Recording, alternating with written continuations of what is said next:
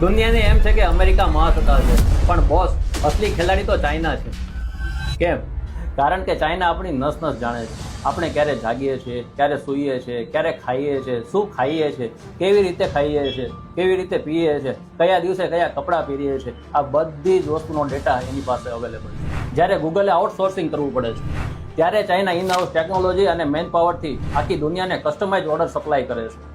અને આપણું સુરત દર વર્ષે મંદીનો સામનો કરે છે. કાં તો કારીગર નથી હોતા, કાં તો કામ નથી હોતું. આપણે ત્યાં વસ્તુઓ મોંઘી બને છે. એનું કારણ આપણને ખબર જ નથી કે પ્રોડક્ટ 3 મહિના પહેલા એડવાન્સ પ્લાન કરીને બલ્કમાં કેવી રીતે બનાવવી.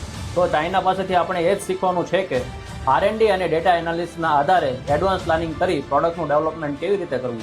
જો સુરતને ગૂગલ કે ચાઇનાથી આગળ નીકળવું હોય ને, તો ડેટા એનાલિસિસ અને R&D પાછળ રોકાણ કરવું પડશે. હાર માનીને બેસવાનું નથી.